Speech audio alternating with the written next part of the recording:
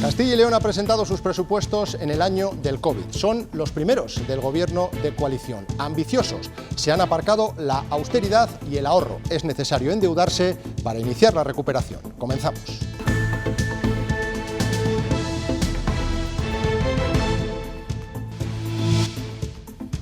Estos presupuestos son un escudo social y económico para superar la pandemia y afrontar el futuro. Buenas noches. Son los presupuestos más ambiciosos, por encima de los 12.200 millones. La cifra total supera en un 13% a los anteriores. La gran mayoría se lo llevan las políticas sociales. Las primeras cuentas del gobierno de coalición se centran especialmente en la sanidad, a donde van 1 de cada 3 euros, y a la educación. No se han incluido los fondos europeos. Son realistas, según el presidente, y se vislumbra un crecimiento de la economía. Ávila y Segovia se preparan mañana para iniciar la desescalada. Los datos mejoran en toda la comunidad, pero lo hacen de forma muy dispar. A día de hoy, Salamanca es la única provincia que se acerca al límite puesto por la Junta para abrir bares, centros comerciales y gimnasios. Paco Gómez.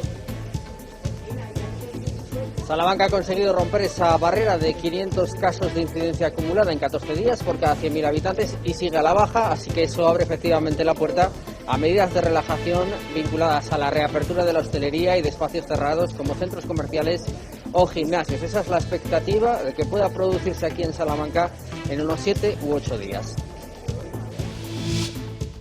Pensamos que una gran mayoría del territorio va a poder relajar las medidas, pero hay que esperar a ver cómo evoluciona. Las huellas dactilares no son las únicas que utiliza la policía para identificar a los criminales. También se usan las de las orejas. La técnica se denomina ontograma y en Castilla y León trabaja uno de los mayores expertos del país. Es un método eficaz, pero se podría mejorar con un programa específico en el que se está trabajando. La propia oreja es un elemento súper identificador y, como muchos autores dicen, la oreja dentro de la cara es el rasgo más característico que puede identificar a una persona. Los consumidores lo tienen claro a la hora de comprar un producto o elegir un establecimiento. Optan por la calidad y lo hacen por encima del precio. Es la principal conclusión de la encuesta de hábitos de consumo de este año 2020. Es una fortaleza que data del siglo XII y que ha protegido a los reyes durante años, pero no ha podido con el COVID. Como atracción turística se ha visto obligada a abrir solo los fines de semana. El Alcázar de Segovia ha perdido casi un 75% de sus visitas y el patronato se ha visto obligado a negociar un ERTE con sus trabajadores. Esperan que la nueva normalidad llegue cuanto antes a uno de los estandartes de nuestro turismo. En cuanto al tiempo, las nubes y las lluvias de hoy darán paso mañana a una jornada sin tanto frío. Soplará viento de levante. El agua se desplazará a Soria y en el resto de la comunidad tendremos un tiempo más tranquilo.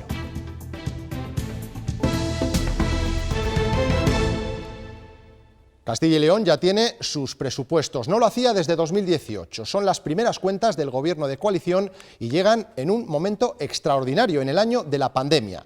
Estas que van a ver son las grandes cifras: 12.291 millones de euros, un 13% más respecto a los últimos. Crece la inversión y se aparca la austeridad, porque no es momento de ahorro y contención. El presidente de la Junta los ha definido como presupuestos realistas. Presupuesto en coalición para hacer frente a 3 urgencias: la pandemia, la transformación de la comunidad y el reto demográfico. Un escudo social y económico, ha dicho el presidente, para afrontar el futuro. El camino que estamos recorriendo es el que queremos. Las medidas que adoptamos son las que consideramos más justas para proteger la vida y la salud de las personas de nuestra comunidad autónoma y así poder afrontar la recuperación económica y social desde esa seguridad sanitaria. Responsables y sociales, así los ha definido el vicepresidente, que ha puesto el énfasis en los guiños que tienen con el medio rural. La rebaja del 25% del tipo reducido del impuesto de transmisiones patrimoniales y la bonificación del 95% de las tasas veterinarias. Poniendo instrumentos fiscales, como estaban en nuestro pacto de gobierno, en beneficio de la actividad económica en las zonas más desfavorecidas demográficamente de nuestra comunidad. Es el presupuesto más ambicioso a pesar de la pandemia y de la mala, ha dicho Mañueco, evolución del modelo de financiación. La cuadratura del círculo la explica así quien ha tenido que elaborar las cuentas. Llevamos muchos años siendo muy responsables en Castilla y León y llega el momento de que esa responsabilidad y ese más ahorro que hemos tenido en nuestra comunidad podemos utilizarlo en un momento como este, que es especialmente necesario. No hay subida de impuestos, tampoco de momento la prometida rebaja del IRPF autonómico, pero sí cumplen, remarca el presidente, los acuerdos de junio. Por eso, tiende la mano a los grupos para que los mejoren en el trámite parlamentario. Y si bajamos al detalle, son presupuestos eminentemente sociales. La cartera de Sanidad es la que se lleva la mayor partida, con 4.366 millones de euros. Por detrás, la de Educación, con 2.359, y la Consejería de Familia, que recibirá más de 1.000 millones, 1.081, para ser exactos. Sanidad es con diferencia la consejería que más dinero recibe en estos presupuestos, más de 4.360 millones de euros, según la Junta, para refuerzo sanitario, especialmente en la atención primaria y hospitalaria. También se invertirá en equipamiento y en mejoras en centros de salud y hospitales. Casi la quinta parte de las nuevas cuentas irá directa a educación, donde a falta de más detalles se anuncia un descenso del 25% en las tasas de primera matrícula en el máster. En el caso de Familia, por primera vez su presupuesto superará los 1.000 millones de euros, una cantidad con la que se quiere llegar sobre todo a nuestros mayores y a las personas más vulnerables. La teleasistencia avanzada y más medidas para las familias se encuentran entre las principales apuestas. Aumentan también las partidas para agricultura y ganadería, con especial atención a los jóvenes y el compromiso de desarrollar la estrategia de mujer rural. Si hablamos de economía, se mantienen los planes de impulso de Soria, Béjar y Benavente y se añaden otros relacionados con la transición energética justa en León y en Palencia. Además, se anuncian 123 millones de euros en ayudas directas para empresas. Estos presupuestos destinan también 346 millones de euros a ayuntamientos y diputaciones, dinero del plan de cooperación local que aumenta un 20%. El Partido Socialista ha sido el primero en valorar estas cuentas y lo ha hecho con reproches a la Junta. Acusan al Ejecutivo de haber utilizado los presupuestos para modificar 26 leyes. Tampoco entienden que no se hayan incluido los casi 450 millones de euros recaudados en impuestos medioambientales desde el año 2012. ¿Dónde está el fondo? ¿En qué se ha utilizado hasta la actualidad? ¿Por qué desaparece y por qué no se utiliza para paliar los efectos de la pandemia? Y otros presupuestos, los del Estado, finalmente no contarán con el voto a favor de Ciudadanos. Así lo ha anunciado Inés Arrimadas, quien además ha calificado los apoyos a estas cuentas de Bildu y Esquerra como éticamente inaceptables. No son los presupuestos que económicamente necesita España, no se acompañan de las reformas que necesita nuestro país y se aprueban a cambio de contrapartidas nacionalistas intolerables. Pero nuestro trabajo sirve para que muchos españoles vean que esto era evitable. Ciudadanos se baja del barco y deja a bordo a Bildu y Esquerra, que han pedido al Gobierno que suba los impuestos a la Comunidad de Madrid. El objetivo del Ejecutivo Sánchez ha recogido el guante y ya tiene mecanismos en los que basarse. David Aragonés. Sí, el Gobierno prepara una armonización fiscal de algunos impuestos como el de patrimonio o sucesiones, porque aseguran que todos los españoles merecen los mismos servicios. Desde el PP, prácticamente al completo, tanto líderes territoriales como Pablo Casado se han mostrado en contra de subir esos impuestos y han defendido la autonomía fiscal de las comunidades. Algunos varones como Feijóo o el propio Mañueco apuestan por una armonización fiscal, pero a la baja, mientras que el líder del PP dice que dará la batalla para que Madrid y el resto de comunidades no se conviertan, ha dicho literalmente, en un infierno fiscal como Cataluña. Lo decía este miércoles el presidente del Gobierno. Si usted habla con presidentes autonómicos del Partido Popular, también le dirán que efectivamente tenemos un problema que resolver de armonización fiscal. Palabras que no le han gustado nada al presidente de la Junta. Me parece indecente que se quiera justificar las subidas de impuestos utilizando a los dirigentes responsables públicos que no tenemos un carné socialista. ¿Por qué hablar de armonización fiscal o lo que es lo mismo que en todas las comunidades haya los mismos impuestos no tiene que suponer pagar más? Eso es al menos lo que defiende Castilla y León. Estamos a favor de la armonización fiscal a la baja. Mensaje muy parecido al que desde Galicia envía su presidente. Eso no es armonizar, eso es subir impuestos. En esa misma línea, Andalucía le recuerda esto a Sánchez. Las comunidades autónomas tenemos autonomía fiscal. Respuesta en tromba desde el PP, donde su presidente avisa. Las comunidades autónomas del Partido Popular, donde gobernamos, van a seguir bajando impuestos, porque bajando impuestos se crea más empleo. Están intentando de esta manera enfrentar a territorios y tratar a los madrileños y a la Comunidad de Madrid como si fuera un paraíso fiscal. Son las reacciones a la exigencia de obligar a subir los impuestos en la Comunidad de Madrid, hecha por Esquerra Republicana, para, a cambio, apoyar los presupuestos del Gobierno.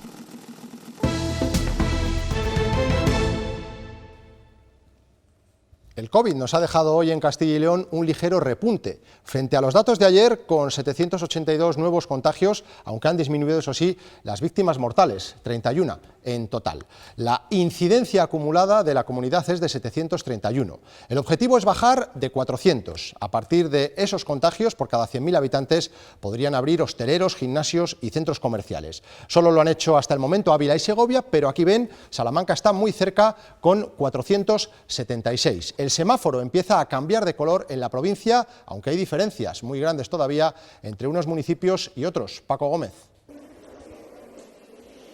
Efectivamente, a la evolución en general positiva de toda la provincia hay dos excepciones que llaman la atención. Es Peñaranda y Guijuelo. Aquí la incidencia continúa muy elevada y por eso se va a proceder a los cribados masivos mediante test de antígenos de segunda generación durante la próxima semana en ambas localidades. Con esas dos excepciones, la verdad es que el resto de Salamanca evoluciona muy bien. Efectivamente se aproxima a esa rebaja hasta los 400 casos de incidencia acumulada por cada 100.000 habitantes y por eso los sectores que teóricamente se van a beneficiar más rápido de las medidas de relajación, caso de la hostelería, ya se preparan para cuando esa buena noticia llegue. Salamanca sigue con su vida o trata de hacerlo. Hostelería cerrada y la ciudad echando de menos esas costumbres tan nuestras. Yo sí, yo ya desde que todo esto empezó, a mí me gusta más la terraza. Solo algunos bares sirviendo para llevar, pero deseando que esto cambie cuanto antes. Porque vamos, estamos bajo mínimo ya. Las noticias que hablan de una incidencia a la baja que van a permitir flexibilizar las medidas tienen al sector alerta en cuanto se anuncia la reapertura, dicho y hecho. Rapidísimo. Si es el viernes abriríamos segurísimo. Para algunos no se trata de reabrir, sino, cuando llegue ese anuncio, inaugurar. Sí, nos afecta realmente porque tenemos el negocio separado en dos líneas de negocio. Una sería la panadería-pastelería, que eso es producto de primera necesidad, y otra sería cafetería, y ahí sí que no podemos darse el servicio que teníamos pensado. ¿Y cuándo será eso? No debería tardar mucho. Yo creo que, desde luego, para el puente vamos a estar en esa situación sin ninguna duda. En los centros comerciales también se espera con ansiedad. Incluso para quienes sí abren, la situación general es crítica. El tráfico de afluencia ha caído un 90% por la situación que está desgraciadamente atravesando el centro comercial. Salamanca ha experimentado la mayor caída en incidencia en la comunidad y, con precaución, quiere empezar también la desescalada. Salamanca es la única provincia de la comunidad que está cerca de la cifra de corte. En el resto, la incidencia acumulada oscila entre los 700 y los 800, pero donde siguen disparados en casos es en la provincia de Burgos. Hay 1.170 por cada 100.000 habitantes. La buena noticia es que la tendencia también es descendente y los efectos se están notando en la reducción de la presión hospitalaria. Luis Ángel Rozas. Así es, se ha reducido esa presión hospitalaria en los últimos días, pero todavía queda mucho camino por recorrer. Y es que ahora mismo, en la UCI de este hospital universitario, hay 39 pacientes COVID. Y entre las plantas de ingresos de los 3 hospitales de la provincia suman 222 pacientes COVID. Esto supone que habría que reducirlo pues prácticamente a la mitad para cumplir con esos requisitos exigidos por la Junta para iniciar la desescalada, pero sobre todo reducir esa elevada tasa acumulada de 1.170 casos por 100.000 habitantes. Habría que bajarla pues prácticamente en 2/3 hasta los 400. Un dato que se ve lastrado sobre todo por esa elevada transmisión del virus que sigue existiendo en Burgos capital, que con 1.750 casos por 100.000 habitantes está a la cabeza de España. Por ese motivo, estos días se realiza ese cribado masivo por el que ya han pasado 30.000 burgaleses y hasta el momento 187 han dado positivo. A pesar de la incidencia en Burgos, como decimos, la tendencia general es a la baja en Castilla y León. El Gobierno regional se ha mostrado por primera vez optimista. Hoy el vicepresidente Igea ha reconocido que el 4 de diciembre podrían relajarse las restricciones prácticamente en todo el territorio si los datos acompañan. El próximo martes, el próximo miércoles, iremos anunciando con antelación suficiente para que los sectores puedan prepararse en qué provincias estamos seguros de que esto se va a cumplir. Y hasta que no llegue la semana que viene es precipitado. Ya le digo que pensamos que que una gran mayoría del territorio va a poder relajar las medidas, pero hay que esperar a ver cómo evoluciona. Las cifras que maneja la Junta y la tendencia generalizada a la baja invitan al optimismo también en las provincias. Los alcaldes de León y Valladolid capital miran al puente con esperanza y más después de escuchar a Francisco Igea. Confían en que las restricciones puedan reducirse la próxima semana. Roberto Núñez.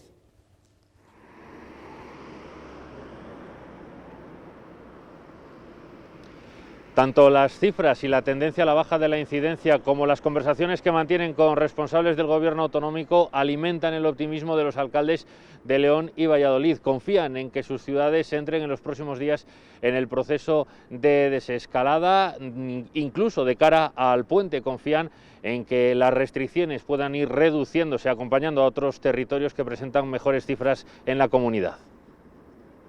Confiado en que la situación va avanzando muy positivamente, la reducción que está habiendo en los últimos días es muy importante, se está descendiendo a gran velocidad y esperando que en base a la responsabilidad de todos los ciudadanos sigamos cumpliendo como lo estamos haciendo hasta ahora, si nos permita lo antes posible volver a una, no digo una normalidad, pero sí a eliminar algunas de estas restricciones que tanto perjuicio están creando desde el punto de vista económico y también social a algunos sectores de esta ciudad.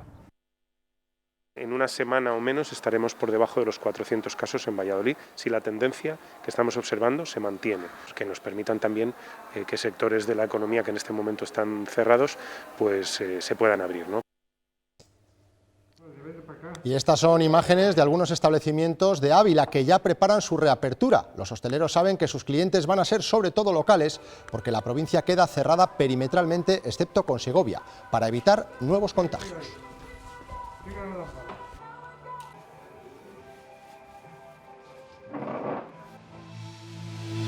La verdad es que estamos viviendo un momento, es verdad que muy complejo, muy difícil, pero también empezamos a ver la luz al final del túnel, el principio del fin de esta pandemia, y ahora el propósito es neutralizar el virus, y para eso es fundamental la vacuna y la vacunación.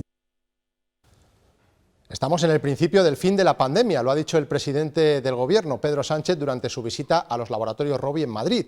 De momento, estos que van a ver son los datos que tenemos en el día de hoy.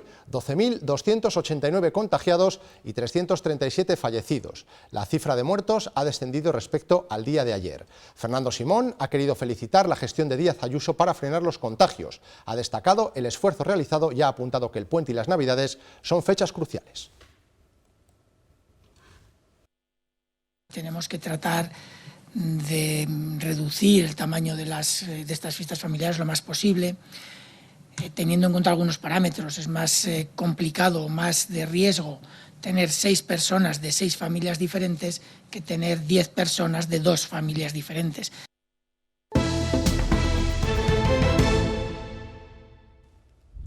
Un matrimonio de Candeleda, en Ávila, ha sido detenido por tráfico de drogas. La Guardia Civil encontró en su domicilio más de 2 kilos de marihuana, 14 papelinas de cocaína, un envoltorio con 3 gramos de esta sustancia, 10 gramos de hachís y cerca de 3.000 euros en efectivo.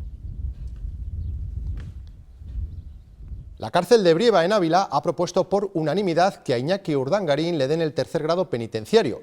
Vamos con otros asuntos. En la investigación de crímenes no solo se analizan huellas dactilares, proyectiles o restos de sangre, también existen los otogramas, comúnmente conocidos como huellas de la oreja. Su interpretación ayuda a identificar criminales por la forma de su zona auditiva. En una comisaría de Valladolid está uno de los precursores de esta técnica en España. Esto es un otograma, también conocido como huella de la oreja. Es una de las técnicas que usa la policía científica. Pero, ¿dónde podemos encontrarlo? Principalmente en robos con fuerza en domicilios. Aunque no es el único escenario. He identificado en huellas de oreja en 2 homicidios. Este inspector de Valladolid es uno de los pioneros de la curiosa técnica. Castilla y León fue de las primeras comunidades en usarla. La oreja dentro de la cara Es el rasgo más característico que puede identificar a una persona. Las instrucciones para identificar un otograma son muy específicas. Yo apoyo la oreja. Así se deja la marca y así se recoge. Sale lo que es un dibujo. Este es el resultado. Previamente lo habremos fotografiado. Si hay algún detenido sospechoso de ese delito, se calca su muestra para revelarla. Esto sería lo que es la huella de oreja o el otograma latente. Y se compara con los otogramas recogidos en la escena del crimen. No tienen nada que ver ni en tamaño ni en los puntos de presión. Después del primer vistazo se analizan las medidas y los puntos característicos. El punto 10 y el punto 8, esta interrupción también se le da tanto en la indubitada como en la dubitada. Y al final... Estas huellas pudieron ser identificadas con otros, si no recuerdo mal, unos 25 robos más en la ciudad de Toledo. Los otogramas se identifican con el mismo programa que las huellas dactilares. Este equipo de Valladolid quiere impulsar la creación de un sistema específico para las huellas de oreja. El Tribunal Supremo ha confirmado la condena de prisión permanente revisable para el Chicle por el asesinato de Diana Quer. Considera que hay pruebas suficientes para afirmar que secuestró, atentó contra la libertad sexual de la joven y después la asesinó para evitar que fuese delatado. Los argentinos lloran a Maradona. El gobierno ha tenido que prolongar 3 horas más el velatorio del astro del balón. Pese a estar programado el cierre para las 8 de la tarde en hora peninsular, la cantidad de gente a las puertas y el riesgo de disturbios han hecho que se alargue la capilla ardiente. De hecho, han tenido que trasladar el féretro del astro argentino a otra sala de la Casa Rosada. Se espera que el cuerpo del futbolista se traslade en coche hasta el cementerio Jardín de Paz, donde será enterrado junto a sus padres. La cantidad de gente que esperaba y con disturbios durante todo el día se ha optado por mantener abierto.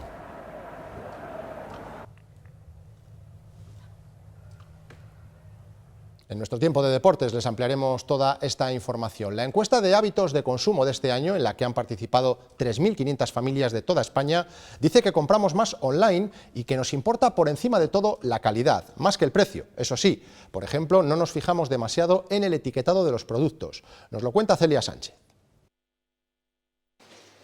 Los consumidores lo tienen claro, la calidad es la principal razón a la hora de elegir un establecimiento o un producto y eligen calidad por encima de precio. Es la principal conclusión de la encuesta de hábitos de consumo de este año 2020. Y otra muy importante es la siguiente: ha aumentado el comercio y el consumo online. Una de las características del confinamiento era que ese consumo online había crecido mucho. Parece ser, y lo dice esta encuesta, que esta costumbre de muchos españoles ha venido para quedarse. ¿Crece el comercio online? Según la encuesta de hábitos de consumo, sí. Según el consumidor, también. Pues porque es mucho más cómodo. Lo compras desde casa y te lo llevan. Después está lo de fiarse de lo que se compra por la red. Hay quien se resiste a estas alturas de la película. Sé que está muy bien online y que son garantías, bastantes garantías, pero yo prefiero físicamente. Además te distraes. Tener cerca el producto es un primer paso para valorar su calidad, y es la calidad la que eligen la mayor parte de los encuestados a la hora de comprar, por encima de motivaciones como el precio o la cercanía. Es la calidad. Pues calidad y precio. Ahora comprar un producto, la calidad. Mejores productos sí, pero por ejemplo, quien compra no se fija en exceso en buscar ofertas. Los planteamientos del consumidor a la hora de comprar pueden ser profundos. Para una vez que estamos aquí en esta vida, si podemos, lo importante es comer una cosa de buena calidad porque te mejora la vida. Filosofías aparte, lo que queda claro es que crece la exigencia de lo bueno. Muchos niños están preocupados por si este año Papá Noel y los Reyes Magos podrán venir, a pesar de las restricciones de movilidad por la pandemia. España va a pedir a la Unión Europea un acuerdo para garantizarles el paso y que puedan llegar a todos los hogares. Que garanticemos a los niños europeos que nos preocupamos de, bueno, que ahora que se acercan las Navidades, que qué va a pasar con Papá Noel. Pues Papá Noel tendrá garantizada la movilidad. Hay una especialidad en el caso español, que son los Reyes Magos, ya se sabe que siguen otra ruta, y ahí instruiremos a todas las embajadas que siguen su ruta, que no se puede desvelar, porque si no, pues es un secreto que tienen bien guardado los Reyes Magos, que le franqueen el paso. No habrá cierre perimetral ni para Papá Noel ni para sus majestades de Oriente. Los productores de cochinillos y lechazos prevén una campaña desastrosa. Será difícil recuperarse del cierre de la hostelería y de la crisis del turismo. Las celebraciones navideñas en grupos reducidos puede darles la puntilla.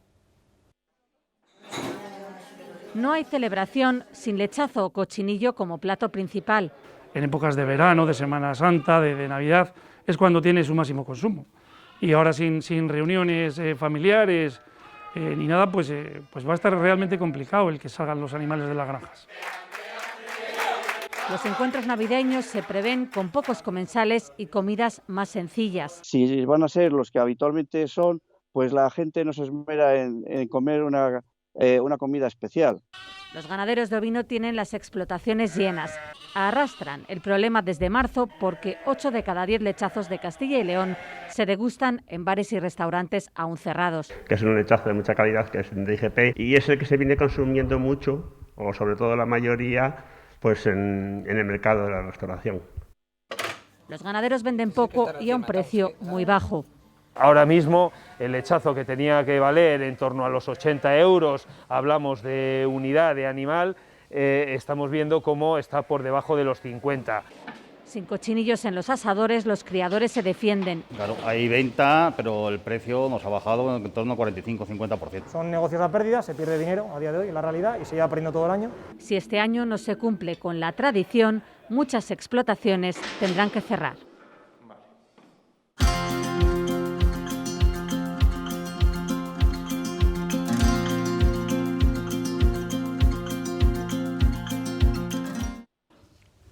Repsol se va a transformar completamente en esta década. Va a aprovechar la descarbonización para convertirse en una empresa multienergética. Planea invertir hasta 2025 18,5 millones de euros, sobre todo para crecer en renovables, cuya capacidad se multiplicará por 5. También busca crecer en el mercado eléctrico hasta los 2 millones de clientes, desarrollar nuevos combustibles y potenciar los productos derivados del petróleo que no emiten CO2.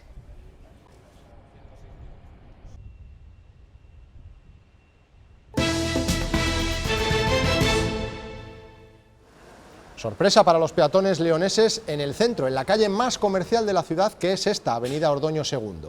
Como ya ha ocurrido en otras ciudades, la peatonalización viene acompañada de un llamativo cambio estético. Se han usado 16.000 kilos de pintura verde, marrón y gris para decorar el asfalto. Vamos por donde no huele la pintura. La pérdida acumulada de un 74% de visitantes al Alcázar de Segovia y la falta de perspectiva de que la situación vaya a mejorar en los próximos meses ha llevado a su patronato a negociar con sus 35 trabajadores un ERTE y abrir la fortaleza, pero solo los fines de semana. La medida podría entrar en vigor el próximo 14 de diciembre. Esta imagen, cada vez menos habitual en el acceso al Alcázar, solo se repetirá a partir del 14 de diciembre, viernes, sábados y domingos. Tener una media de apenas 10 visitantes al día entre semana ha llevado al patronato a tomar esta decisión.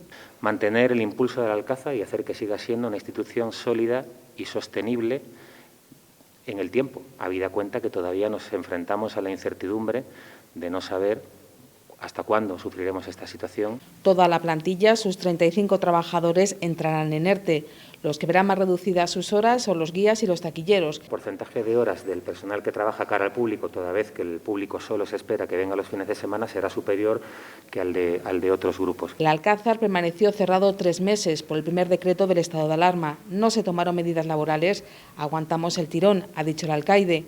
Reabrió el 15 de junio y las visitas empezaron a coger fuerza, pero todo se paró. No voy a decir que fuera un espejismo porque fue real, pero fue nada más que temporal. Cuando llegó el mes de septiembre se produjo una reducción muy importante, que en ese momento podía parecer en cierta medida lógica, pero luego los meses de octubre y de noviembre nos han llevado a la cruda realidad. Las medidas restrictivas para contener la segunda ola del coronavirus ha dejado el Alcázar sin visitantes. Hoy ha comenzado una nueva edición de la Feria ARPA, la Bienal Ibérica de Patrimonio Cultural. En mitad de la pandemia, los encuentros y ponencias son digitales y las nuevas tecnologías ocupan buena parte del programa. Lo virtual parece que ha llegado al patrimonio para quedarse. Pasear virtualmente por un castrobetón como este de Yecla de Yeltes en Salamanca y hacerlo con todo lujo de detalles e información de texto, audio y vídeo es parte del futuro del turismo y el patrimonio. Que podamos utilizar las nuevas herramientas digitales para controlar, para difundir, para promocionar. La nueva edición de ARPA, la Bienal Ibérica del Patrimonio Cultural, está en marcha en versión 2.0 con el objetivo de la renovación tecnológica y la llegada de nuevas herramientas que amplíen el abanico de posibilidades de acceder a lo artístico. Renovarse siempre. Y si hay un lema que ha acompañado a estas ediciones, pero que hoy en día es más importante que nunca, es el de la resiliencia. Además de los paseos virtuales, en ARPA se conocerán propuestas como esta, los drones al servicio del patrimonio. El visitante logra la experiencia emocional de volar a través de unas gafas en 3D. Los espacios inaccesibles ahora se sobrevuelan, se ven y se sienten.